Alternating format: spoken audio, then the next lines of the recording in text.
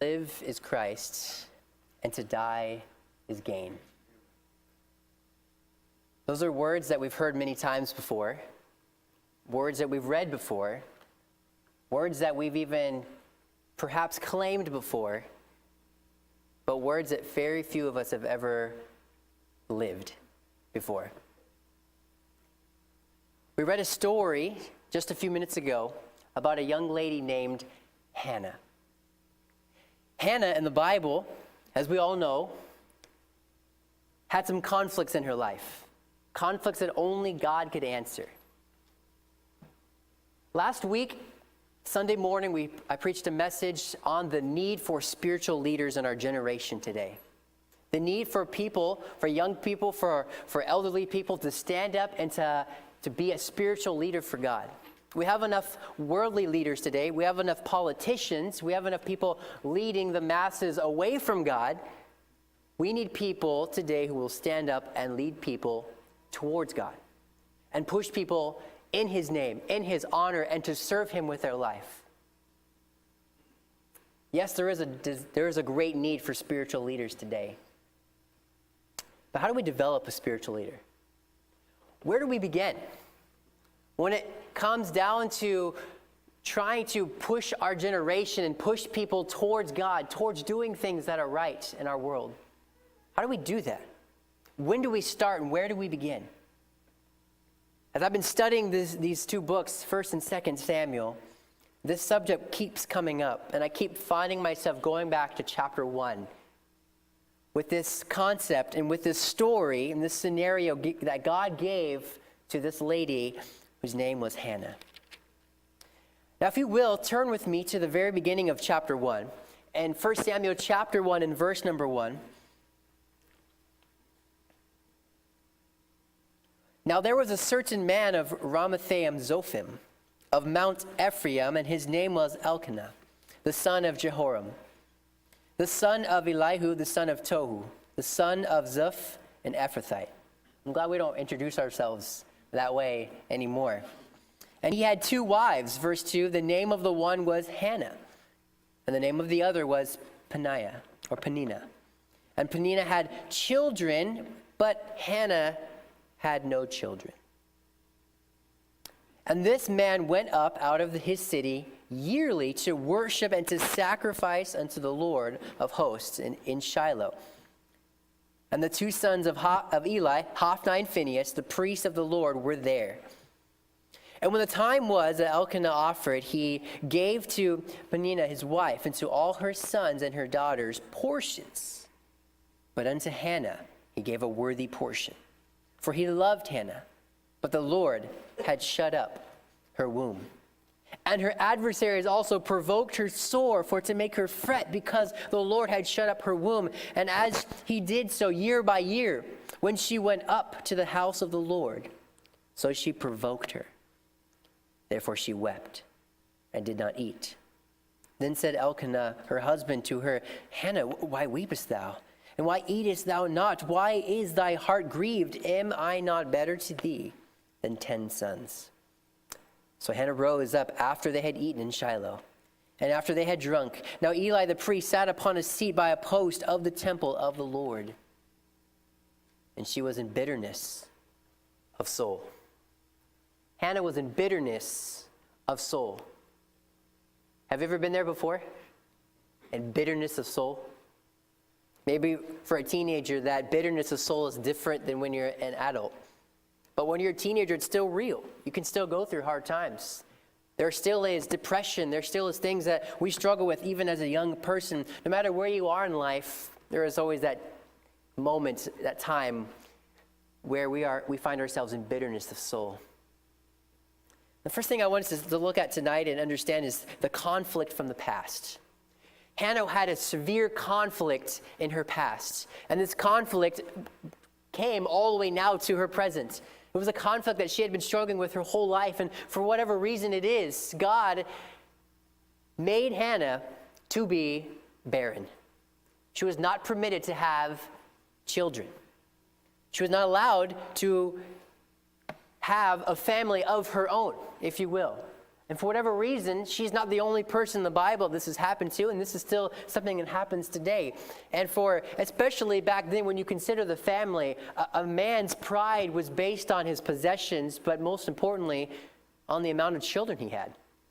Boy, that concept has left our society today.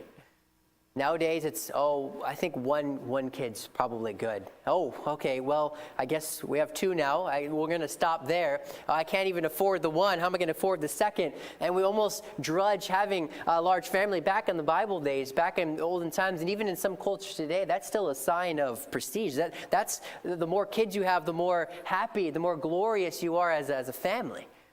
I think there's biblical wisdom in that. But that's not what we're talking about today. A major part of being successful back then was having a family, and to not be able to have a child of your own, to me now, has become more real than it was the last time I read this passage. A year ago, as I read through the Bible, a year ago, when I read 1 Samuel, a year ago today, my wife was 7 months pregnant with our first son. And he's back. He's probably hearing him make some noise here in a few minutes, I suppose. He's a noisy one. But a year ago today, as I read this passage, it didn't mean as much as it does now. It's amazing how the Bible adapts, not that it changes, and don't misinterpret what I'm saying, but the Bible adapts to our scenario. It helps us as we progress through life. And what you read a passage once and you think, I've already read that passage before, I'm not going to get anything out of it. Well, the last time you read it, your life has changed a little bit. And God has more for you in his word. That's why there's importance of reading his word constantly. And as I come around to this chapter again, I began to realize Hanna and her desire to have a son. And, before I had a kid, I didn't understand the implications of that, what that meant, and why she was such an agony over it. When you're a kid and you look at other kids, and kids are just kids. Okay, you don't have a kid? Big deal. Who cares? I remember the day when I saw for the first time my son, just seconds after he was born, and holding him. I was able to be the first one to hold him, and he had so much hair on his head. It was kind of confusing at first, I suppose. But as I'm holding him there in that moment, just everything changes. Everything in your life changes. Nothing is the same anymore. When you're holding your son, not someone else's, this is your responsibility. Your life is just different. And now going back, if I had to erase these last year of my life and to not have my son, I don't know I don't know what my life would be like, because it's changed so much. And now as I tried to sympathize with Hanna, I'm able to do so a little bit more. Hanna here has a great burden, and that is simply she's got two burdens. I'm going to share those with you today.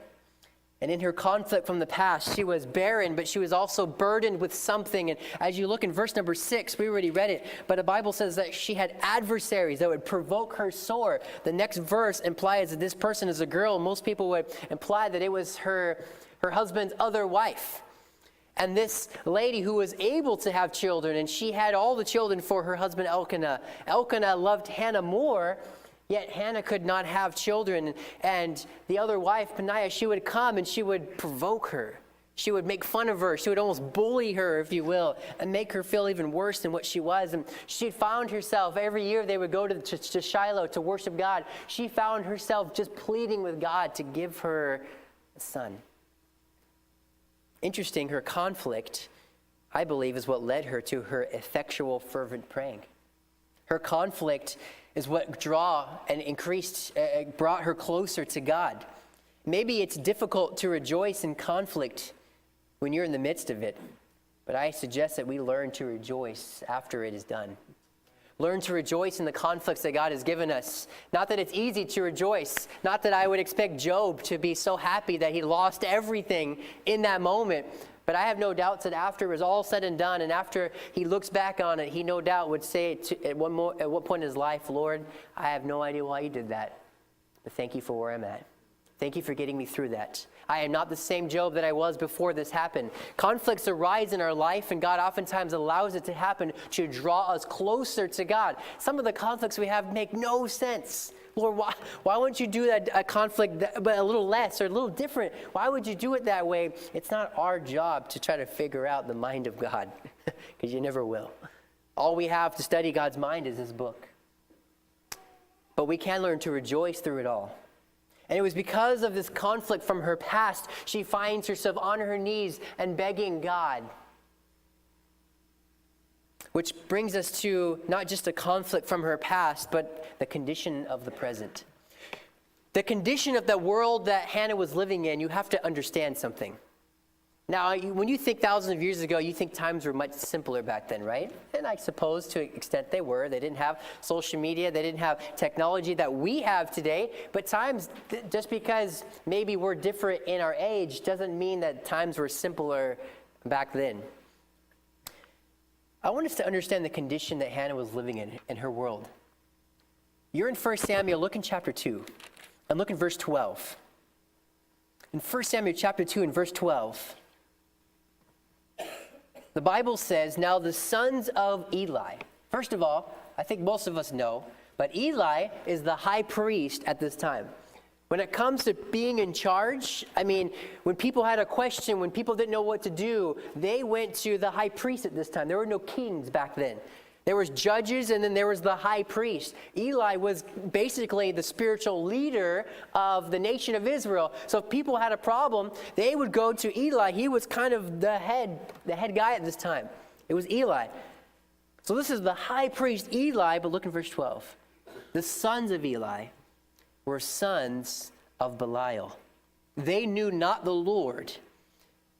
And the priest's custom with the people was that when any man offered sacrifice, the priest's servants came while the flesh was in seething with a flesh of 3 teeth in his hand. And we won't go through what basically the priest, when they would sacrifice, they actually were allowed to eat portions of the sacrifice that was given to them under certain circumstances.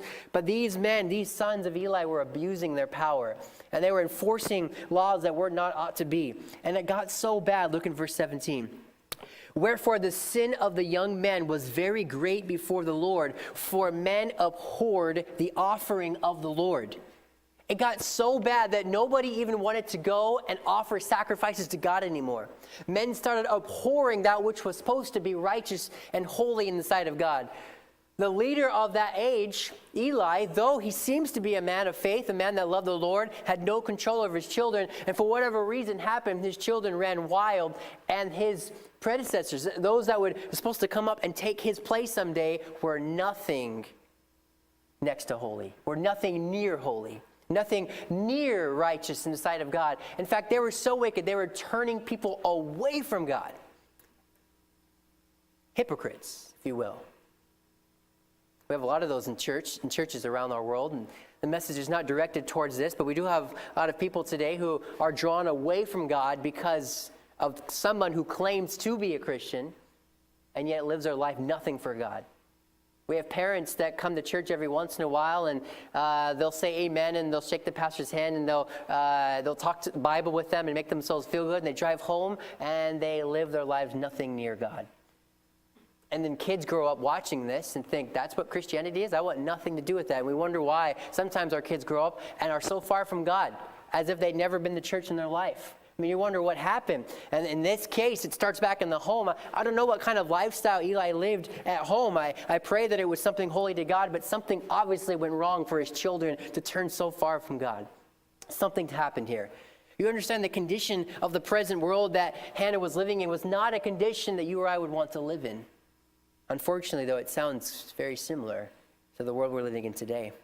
If you look in verse 22 of the same chapter, 1 Samuel 2 and verse 22, it gets worse. It says, now Eli was very old and heard all that his sons did unto Israel and how they lay with the women that assembled at the door of the tabernacle of the congregation. It's not even that, but they weren't just messing around with the priestly order of sacrifice, but they were committing fornication, adultery with women who were outside the temple, who were supposed to be helping and serving and cleaning in the church, and they were defiling other of God's chosen people. I don't know about you, but I wouldn't want those young men to take up the reign of high priests and to rule and to judge my country. You should understand the condition that Hanna was living in was not a spiritual condition that you or I would ever desire, that we would ever want. Eli tries to tame his sons here at near the end of his life. In verse 23, he asks them this question, why do ye such things? For I hear of your evil dealings by all these people. Nay, my sons, for it is no good report that I hear. Ye make the Lord's people to transgress. He's trying to draw his children back, but it's way too late. He's trying way too late in life. His sons are grown now, and they've already been living this lifestyle for so long. Eli should have started this much further back in their life. But whatever happens, we understand this, that the condition of the world that Hanna was living in was not a spiritual one. It was declining very rapidly. Does that sound familiar? We live in a world today where our leaders are so far from God. Not every leader. There are some politicians that have their eyes on Christ. There are some leaders that are still fighting for what is right. But you look at the majority, the percentage of people, and then sometimes you observe their children, and you wonder, are they going to take their place someday? What's going to happen to our world 100 years from now, or 10 years from now, 5 years from now? What's going to happen? Where is our world heading today? You understand something? The farther we get away from God, the closer we get to ourselves. And that is not a good place to be. Because in it of ourselves is the flesh, is the devil, is sin, it's corruption, it's vileness, it's things unholy from God. That's what God tells us to separate from ourselves and separate from the world and cling unto Christ, because he is the author of holiness and righteousness, not in of ourselves. And the further we get away from God, our eyes start to change onto the world and onto ourselves, and we find a spiritual declining yet again in our world today. John Newton. Sound familiar? Author of Amazing Grace. He was an author. He gives 3 chief causes to national spiritual decay in our world today. He says, looking at a nation, looking at a society that falls away from God, there's 3 main errors that takes place to see a nation fall away from God. The first one is perhaps the chiefest cause of spiritual decline is simply error. False, fake, phonies, error, things that are not true. Like the Galatians, by listening to false teachers, they were seduced from the simplicity of the gospel. Paul spent so much of his time fighting against error in our world, error in our churches, error in our doctrine, error in our spiritual lives. Poison is seldom taken alone, but if mixed with food, it is not suspected until it is discovered by its effect. No one takes bleach and pounds it down, but if you were to take poison and slip it into something where you wouldn't smell it, you wouldn't know it was there, you wouldn't know you had drinking that poison until its effect had taken its toll on our lives. Whoever is prevailed upon to believe what is false, though it is mixed with the truth, is already infected with a disease, and his religion, unless the Lord mercifully interposes, will degenerate into either lasciviousness or formality. What does that mean? It means today, so many churches, so many Christians are mixing truth with poison. They're mixing truth with perhaps their own ideas and their own philosophies. And I'd like to challenge you today to be careful with the internet. Be careful with YouTube. Be careful with these religious leaders on television. Be careful. They have a form of godliness, but many of them deny the power thereof. Many of them are speaking their own ideas and their own philosophies, and they may even show you a verse that may back up their beliefs. But be very careful by who you listen to. Be very careful. Always go back to God and his word. We live in a day and age where too many people are tossed to and fro by various winds of doctrine. Therefore, those who want what is best for their own souls must be on their guard against that spirit of curiosity and adventure, which the apostle described as having itching ears, which a desire of hearing every new and novel teaching. So many people, they have this adventurous idea and they want to explore this and explore that, and they find themselves away from God, and error is one of the largest causes of a downfall of spiritual decline in a nation. It's simply error. John Newton He explains another one here. He says spiritual pride and a high regard for self is another major cause of spiritual decline.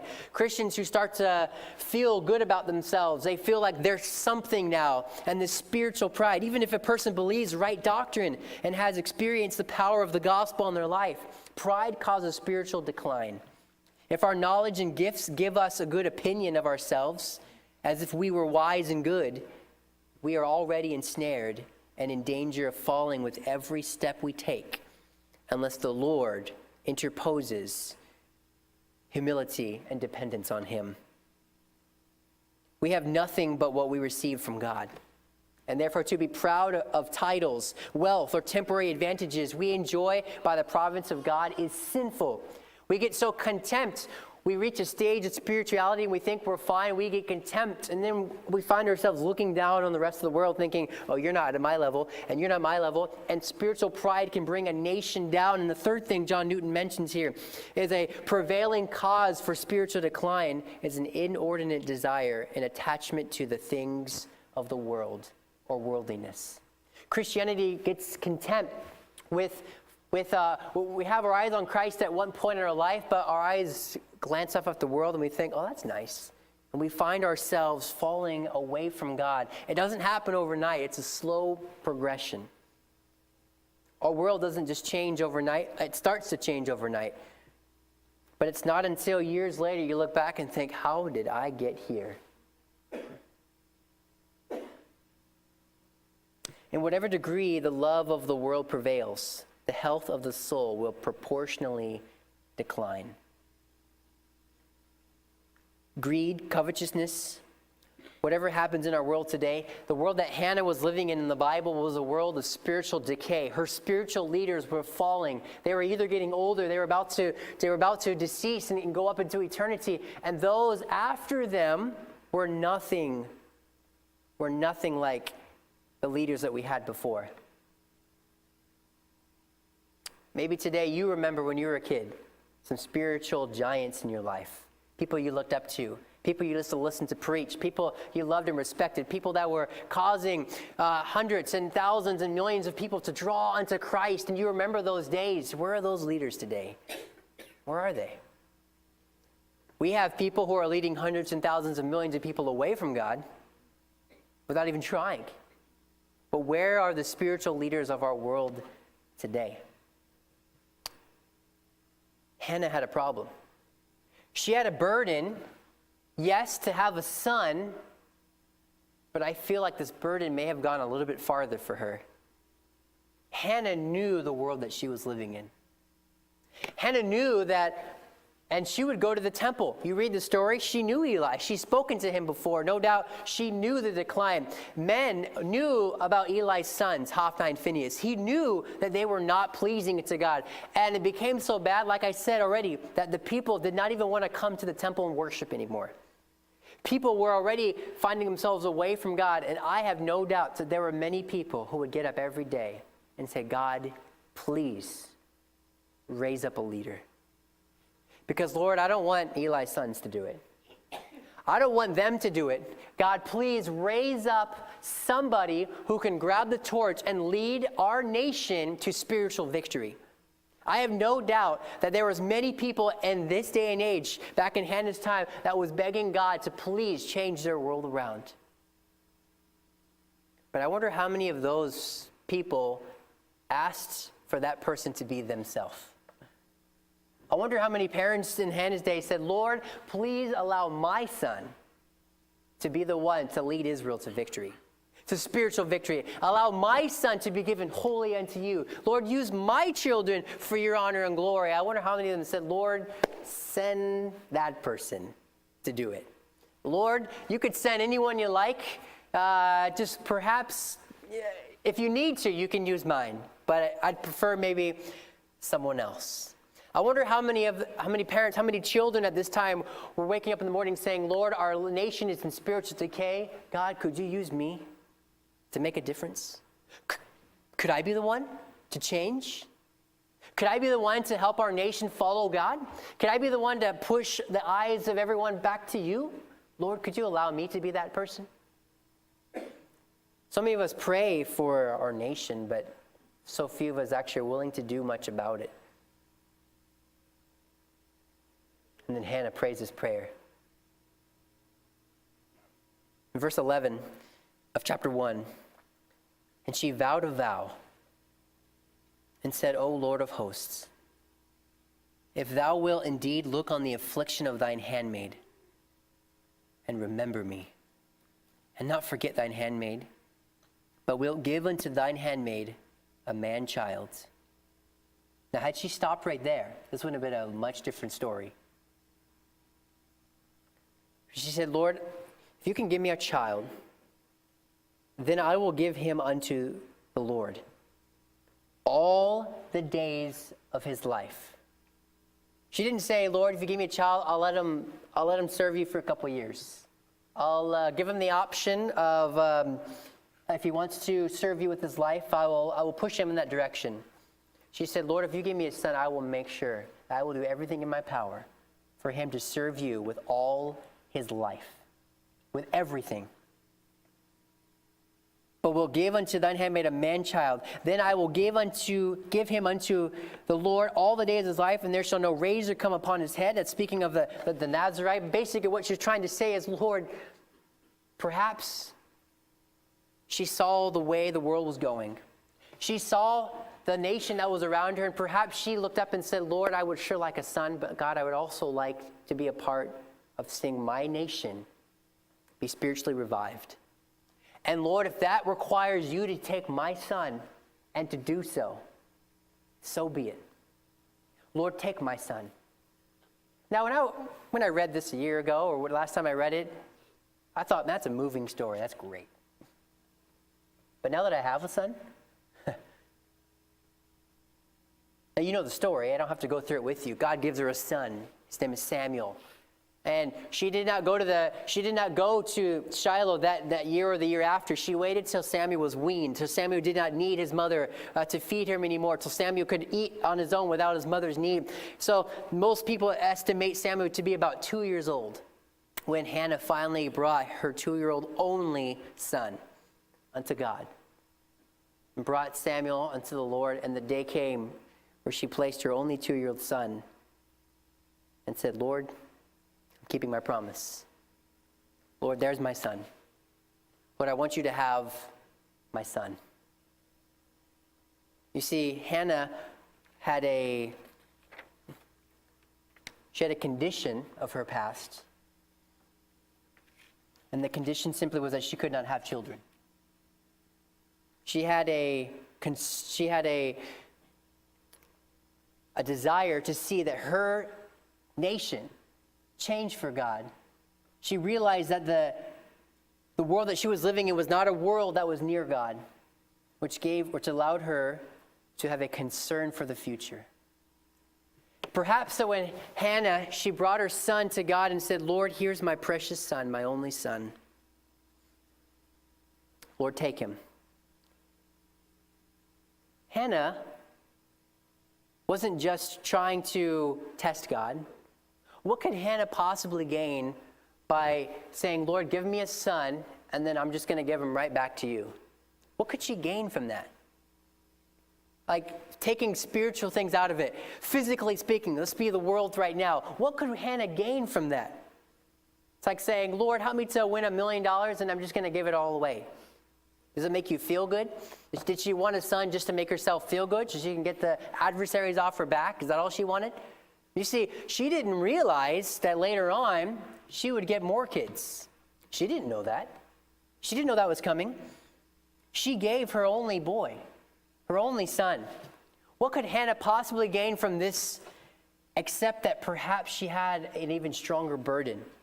Not just to have a son, but to make a difference in the world. But to say, Lord, another reason, God, I want a son is so that I can give him back to you. Lord, I want to help our nation. I see it's to spiritual decay. And Lord, I desire that you would give me somebody, give me a child that I can see live for you. It perhaps when that prayer was heard to God is when God said, okay, I can bless that. Because God sure needed someone. You read the spiritual decay of Israel this time, there was not very many people who were willing to serve God. There was not very many people who were raising their hands. In fact, all throughout Judges, you don't see that happening. God had to go to them. He had to find them in a wine press. Remember Gideon? Hey, I see you there. Yeah, stand up. Yeah, I need you to come over here. Yeah, I need you to help lead an army. Now, I know you don't think you're much. I know you're afraid to talk in front of people, but I need you. And Gideon said, okay. He didn't say it quite like that. He had a couple fleeces in there, and he had a couple of prayers and a couple of fastings, and finally he was able to have the courage to do it. But he did it. There was a great need for spiritual leaders. And when Hanna said, Lord, if you give me my son, I'll give you one of those. God says, I'll take that because I need that. Hanna now giving her only son. And the Bible says that she only went to see her son once a year. And every year she'd come back to Shiloh, to the temple. They say it was about 20 or 25 miles away from where they were from. Now, today that's no problem. Jump in a car, drive, 20 miles in Surrey. That's going to take like 6 hours in rush hour, I suppose. But for them to walk 20 miles, it wasn't a small walk. Every year she would come back to Shiloh to see her son. She would remake him a new ephod, like a new coat. She would make him something and re-give it to Samuel. And that was really the only time she would see her son. She knew the world she was living in, the Belial of their leadership. The desperation for a godly leader was no doubt a prayer of many during this time, but no one was willing to let that leader be them or their own. No one except Hanna. The plea of most parents today is for someone else to make a difference for God, for someone else to do something great. Hanna knew her world was in turmoil and needed someone to make a difference. It wouldn't be an easy job. It wouldn't be a high-paying job. But it would be the most necessary and eternally rewarding job that anybody could ever have. Sometimes the path that God leads us, that God desires for us, isn't in the world's eyes the most successful. But if we're living our life for ourselves, living our lives to be successful here on earth, what kind of success is that going to bring in eternity? We get so caught up. I've used this illustration before in teen class. Or at camp. I don't really have anything because I wasn't prepared on using it. But this is a really poor example here. But this pen right here could be an example of our life. This is eternity. Now eternity goes forever. You could take this. You could take the wall here, the red strip of the wall. It just continues on and on. It goes on forever and ever. Eternity never ends. And if this is eternity, let's see if this pen works here. It's not working here. If we have eternity here, let's see if this one works. All right. Oh, here we go. You probably can't see it, can you? See this dot up here? Anybody? Okay. It's very faint. We live our life, eternity is forever long, and yet we live our lives for this little speck right here. That's the life you're living right now. Maybe 70 years, maybe you live to be 100. And that's about the distance of 100 years. And in reality, to all the eternity that you're going to be living. We live our lives to succeed in this little speck, this little dot in our life. And yet when you die, you have all of eternity. And what we do during this dot on our life is what's going to last for eternity. So many of us are living our lives, we're training the next generation to focus on self. They ask, Mom or Dad, what would happen if I went to this occupation? If your first words are, that doesn't pay very much. What are you teaching them? Are you developing in them a life to live for God? Well, I wouldn't go there. That's not going to help you very much. That's not going to pay. That's a hard one to get into. No, I wouldn't do that. You get a lot of persecution there. The plea for most parents is not Hannah's plea. Samuel had no doubts what he was to live his life for. When he was growing up, he knew without a doubt, wow, I'm here to serve God. My mom made that very clear. And Samuel still had a choice. He could have rebelled. Hophni and Phinehas did. His dad was the high priest. But Samuel knew that his mom gave everything so that he could serve God. And guess what he did?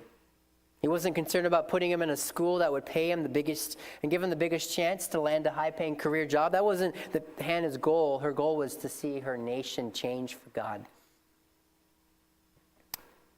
What is your desire for your kids? As parents, what is your true desire? Hey kids, teenagers, young adults, what is your desire in your life? Do you have a desire to see our world have their eyes get fixated on Christ? Are you content with them walking right past Christ each and every day? We need to have some people who have a concern for the future. You see, Hanna, she gave her boy. She didn't just give her boy, but I want you to understand this concept. Hanna gave her best. Her best. She didn't just give some change. She gave her best. God doesn't just want our spare time. He wants our precious time.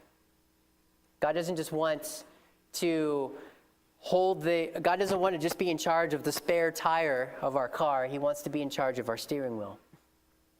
God in life, he's looking for somebody who will offer themselves up unto him, yet so few people are willing to be that person. Hanna was not content with giving God just a little bit, but she gave God her absolute best. And now as I have a son, I honestly don't know that I can give my 2-year-old away.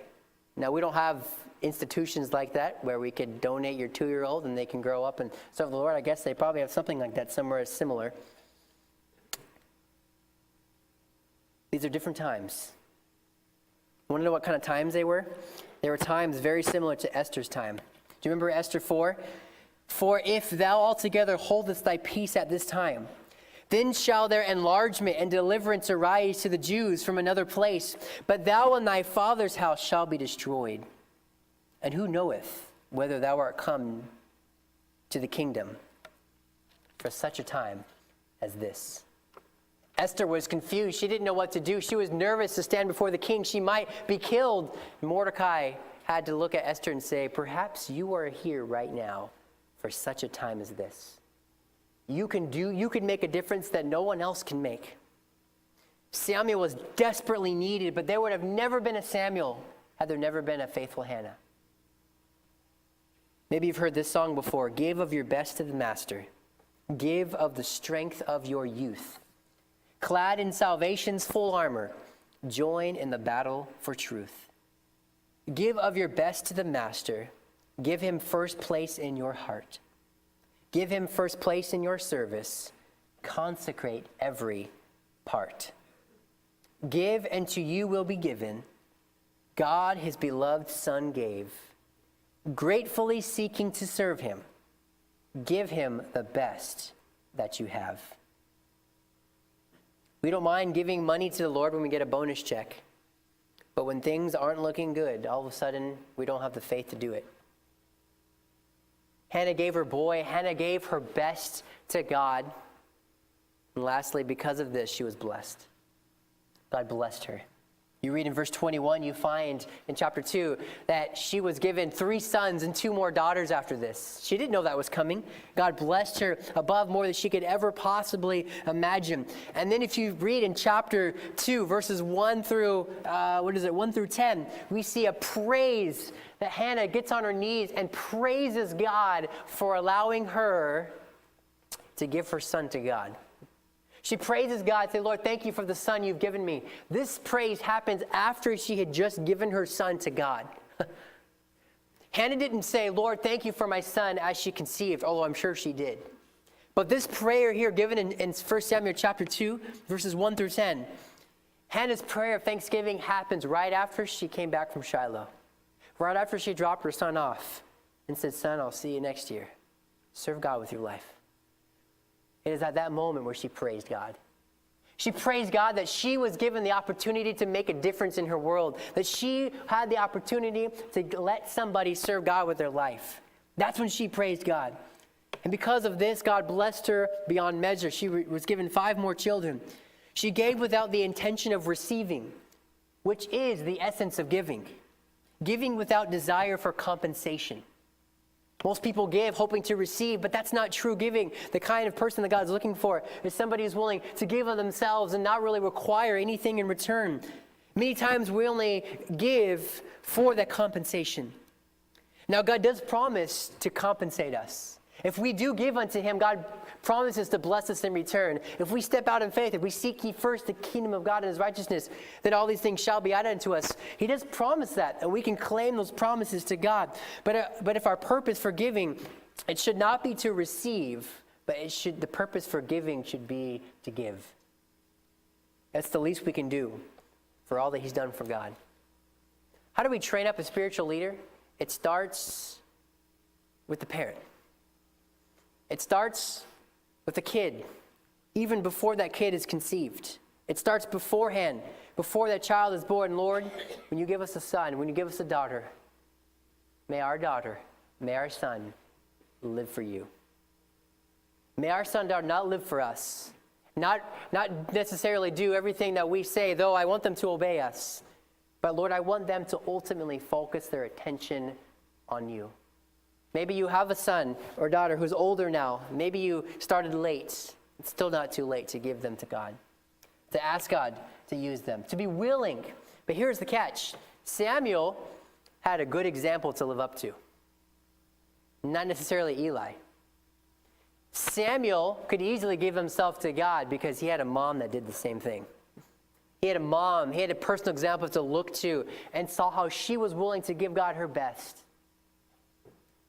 We're lacking spiritual leaders today because we don't have any examples to show them how to be one. So my challenge to you is simple. We need spiritual leaders, but will you be the spiritual leader in your home, in your life? Before you can lead your family, you have to learn to lead yourself.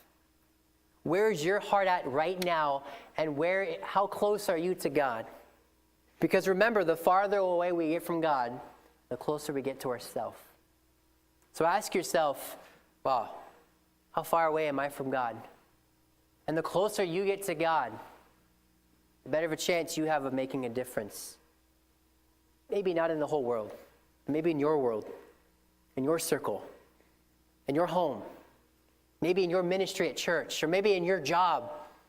You know, maybe one person can't make a difference in the whole world, but if every person does their part, then we can make a difference. Then we can reach this world for Christ. So I challenge you today, be a Hanna and allow God to use you to reach your life and the lives to come for his honor and his glory.